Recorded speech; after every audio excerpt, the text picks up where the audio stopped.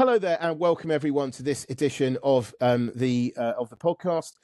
It's Wednesday. It's Gabi Day. Gabi is Watson's Daily Ambassador, and there's a lot to talk about today. But we've just decided to talk about two things. One is how Elon Musk is fast becoming master of the universe. And then the other thing is about Trump and his tariff shenanigans that's going on at the moment. But let's start with Gabi. So which story did you choose? So I chose the story of Elon Musk and his rise into the federal government. Yep. He's been kind of indirectly and directly involved with Trump and his rise into presidency and his re-election campaign. And he's, some might argue that he's bought his way into the government through funding the election campaign. But now he's kind of at the heart of the government with the Department of Government Efficiency, or DOGE, which has basically kind of taken over the way the government's dealing with funding and kind of the treasury and where the money's being allocated. Yeah. I think the key thing for me that stuck out is removing a lot of aid for these humanitarian agencies such as USAID, because this is really kind of throwing America into a deep unknown, because it's kind of destroying ties, I guess, by removing aid from these different organizations. America's basically cutting ties from countries like Africa, countries like Lebanon, where they've funded a lot of different charity movements, and so it's kind of moving to almost like an isolationist America. And it's really just showing Musk, who is this unelected individual, getting a lot of power in a very short amount of time, and really leading the government with an indirect mandate, which kind of does set America in this very unpredictable position. Yeah, I mean, his style seems to be very similar to the Trump style of being unpredictable, like literally throwing grenades into things and seeing what happens in the aftermath and then dealing with it. So act first, ask questions later. Musk is not your normal billionaire. He is when Gabi and I were talking earlier, I was saying how he is going to be very difficult to get rid of. I think if he becomes too much of a pain, he's not going to be easy to get rid of, because you can't just sideline him and just expect him to go away. He is not going to go away. He has got multi-billion, if not trillion-dollar, well, certainly trillion-dollar companies, and not just one, but quite a few. And they're not normal companies either. These are companies that are very much tuned into the future of the world. Not just, it's not just like some data collection company, like a Salesforce or Amazon or something like that. These are, big companies with big ambitions and he is those companies. You don't often get these kinds of companies whereby they are so entwined with one person, let alone a number, SpaceX and that's not a company, that's a subsidiary, but anyway, but companies like SpaceX, Tesla, XAI, all of them are very important to the future of the world. So you can't just, and he is them. If he goes, they may collapse, I think, or they will find it much harder to get funding, because investors give them funding because of him, not because of them. I mean, it's kind of because of the company, but it's because of him. he's the one that gets the money. So if he goes, that's going to be a problem for America as a whole. So he's now in government. He's surrounded by a lot of, career politicians, but he's using his business style to get stuff done. And like I say, he's not going to go away. And I don't know, but I imagine that the power that he's getting must be pretty intoxicating, and he's going to push it to the max, and he will have no qualms in doing so, because he's got experience at making stuff happen, and he's going to continue to do it. So yeah, but yeah, that is a brilliant article, by the way. For anyone who's listening to this, and it's in the Guardian, so it's free, free to read. But yeah, it's frightening, isn't it? I mean, yeah, I find what's particularly frightening to me is the fact that he's enlisting, these 19, 20-year-olds to run Doge, basically, to do all this work, and is he trying to indoctrinate them, or is this just use these individuals who are far more vulnerable within the kind of government world? They're trying to establish careers. They're going to very happily take on this role, and they're not going to blink twice at the fact that they're not getting paid enough. And it's almost this kind of really using your power for the worse and not the better in this case.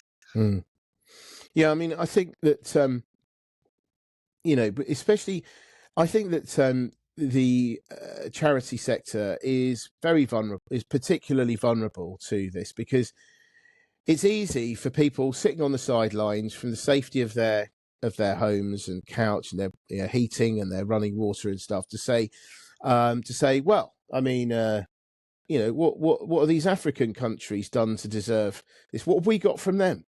Why are we giving them all this money? And it's easy for them to say that, but I think that this is, well, one of the reasons why it is they do get money is it's kind of the right thing to do. I mean, that's one reason it's the right thing to do, because if you've got a country that is so outrageously rich, and surely you want to help other countries, that's the right thing to do. So there's a moral aspect of it, but also there is a kind of future, not future proofing, but preparing for the future, and in helping international relations, because whoever gives these countries money in their time of need will probably be able to, I mean, this is a very cynical way of looking at it, but extract some reasonable concessions. Now, for instance, you could say that maybe if you are keen, you want some of these rare earth materials or cobalt or other types of commodities you can't easily get. Of course, you could say, look, we're giving you this amount of aid. I think you need to, give us some of your give us more of your cobalt or something. Yeah. And, that's, you can do that sort of thing. But anyway, what it seems to me that charities or this kind of aid are easy targets. On paper, it looks like, we can save a load of money quite easily and very quickly. But the problem is that, you're not affecting just livelihoods here. It's not just people's jobs at stake, it's people's lives at stake. Yeah. Some of these people will be depending on this money completely, and to have it just turned off by some billionaire who's on a power trip, I mean, it just feels unjust, and obviously that people's livelihoods, like the people that work at these places, obviously they're affected, but actually even worse is the people right at the end who are getting the running water or getting the food. They are the ones who ultimately suffer, and no one seems to care. So yeah, it's a very difficult time. It's a very difficult problem, and what I think he's doing is storing up problems down the road. Because, as I said to you earlier, who are you going to remember more? Are you going to remember the person that, the personal country that's given you running water and food, or the country that has stops all of that and decides and basically cuts you off of everything? Yeah. You may well remember the good old days with fondness, but you're probably going to remember longer the time when that all got switched off for no apparent reason. So I think it's just building up problems, enemies for the future. In the meantime, where China will quite nicely sort of come in and go, hey, actually don't deal with them. We've got more money and we'll just give it. We'll just make sure you're okay. And look, we've already done loads of stuff here, so look, here's some more. We'll make up for those nasty people across the pond, and that's what they'll do. And Trump is basically handing the momentum to, well, China really, and potentially, and possibly Russia as well. So yeah. Is there anything else you wanted to say on that? I think my only other point would be it's almost moving in a trajectory where Musk might be running for the presidency himself in however many years, but obviously that's quite the statement. Well, there we go, everyone. Right, you heard it here. Gabi said it first. Right, Musk potentially president at the next election. But yeah, I mean, it's not outrageous. It's not outrageous at all. And you think about, I don't know, I always say this about the American election. How is it that you have an election in America which costs so much money, it takes so long, and you still end up with two people such as who end up anyway? But it's not like Elon Musk can't self-fund his route. I mean, he's almost there, isn't he? He's in the White House. He's basically there, yeah. He's right there. So all he needs is a bit of marketing now, which he's got, and boom, he's there again. But anyway, we shall have to see about that. Right. So sorry about ranting about it. I feel very ranty today. Right. So that is a new word, ranty. I mean, there was, there was a lot going on about, for instance, like Trump and the Gaza Strip, but I won't go into that. What I am going to go into, though, is just the whole kind of tariff stuff. So the story, so without going into loads of detail about it, because it would just take ages, the bare bones of it are that Trump has already taken out or threatened to slap tariffs on Mexico, Canada, and China. The Canada and Mexico panicked. They did some last minute stuff, and Trump has said, "Okay, well, we won't slap you with tariffs for another month."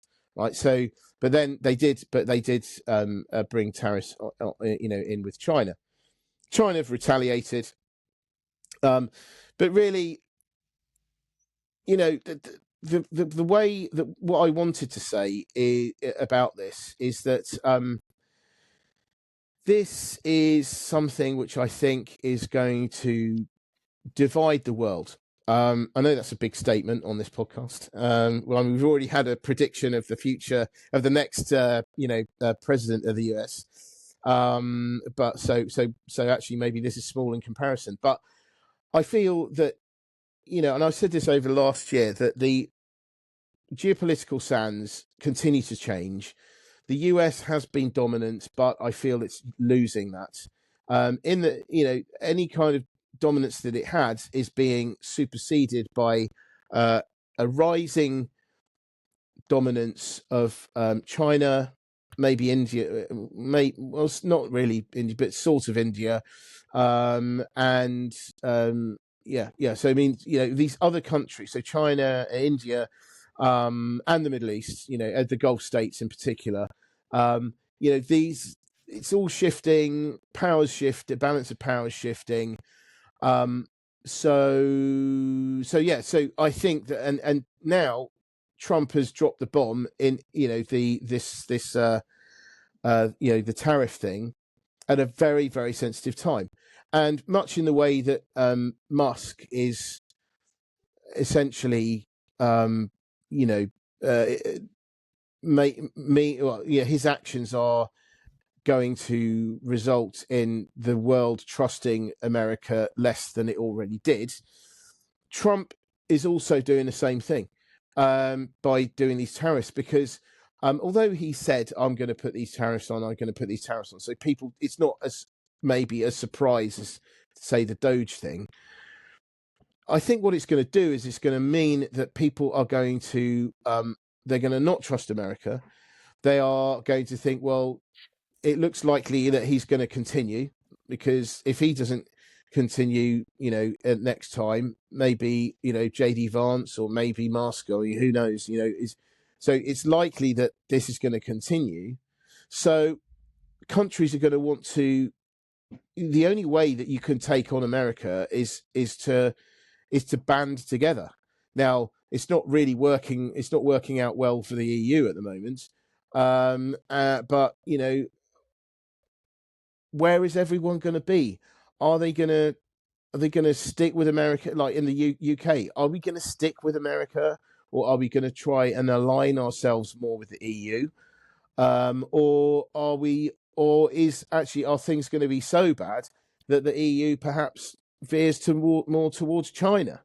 I doubt that, because if they did that, then that would mean that basically they can say goodbye to, Europe can say goodbye to manufacturing, not just cars, but just pretty much everything. It's a very hard, and I think that Trump is maybe trying to fragment any group, and I think this could do it. But then on the other hand, it might galvanize countries to try to protect themselves and wean themselves off reliance on America. But anyway, big subject. What do you think? I think it's almost the tariffs are just coming in line with a lot of his other policies. I think it's almost this idea of go big or go home. He's kind of enlisting right now. I mean, you see that with trying to take Greenland, and trying to kind of it feels like he's trying to stir up problems and kind of see how it ends up almost. Yeah. I mean, it's that thing of I know that I know that there are leaders and bosses and things out there that have a style where they try to engender fear among their employees, by being unpredictable, moody, demanding, and but then acting quickly as well. So that puts everyone immediately on the edge. Only you can't do that. Not everyone can operate under these conditions. But anyway, that appears to be the style that both of them enjoy. And I mean, certainly, as we can see from Elon Musk, it seems to work, because almost like the more extreme he gets, the more fervent the support he gets. So anyway, but still, I do think that this is a big thing. I think that it's probably going to push countries together into trade agreements so that they can they can protect themselves. I would have thought that Starmer, this is the time for Starmer to actually get some real concessions in Europe, because we need it. But then again, we can't do too much. We can't be seen to do too much, because then Trump might, retaliate again. It's a very, very difficult balance at the moment, and it's all being thrown around all over the place. I mean, I don't know how long this kind of drama will last. I mean, surely it feels. I mean, he's only been in for a week or so, but so much has happened. I guess he's almost trying to capitalize on that kind of the first 100 days in and see how much he can push in, and then almost deal with it later on. Yeah. I mean, we'll obviously we'll see about that. I mean, what do you reckon about his this the crackdown on the posting rules? The de minimis rule, which allows shipments of under $800 to avoid taxes. Do you think? I mean, that's going to hit Shein and Temu. What do you think about that? I read in literally just a couple hours ago that they've suspended all the China packages as well, and I just feel like it's reducing business as well, in terms of there'll be I know Shein to a degree works with like some businesses that allow them to, from America, to allow them to like sell their things as well, and I think it's just kind of setting quite a dangerous precedent of people not knowing where to put their money, really, because if America reacts this way, China can be very harsh as well. They dominate economics a lot, and so it's setting a very dangerous precedent in terms of it's almost forcing alliances to form between very unpredictable groups of people. Yeah, definitely. Anyway, I think we better call it a day there. On that note, a lot of food for thought. I think there's a lot of food for discussion. I mean, I think that this is there's a lot to wrap your head around with all this. It's not just about there's this tariff, everything's going to be expensive. There's so much more to it than that. No doubt, we will revisit this time and time again. But for now, I think that everyone's just reeling from what seems to be the latest daily drama. Yeah. So, yeah.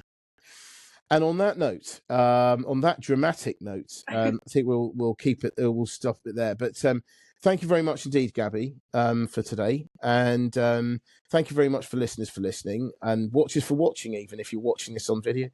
Have a great day, whatever you're up to, and we'll be back again soon. Many thanks. Bye.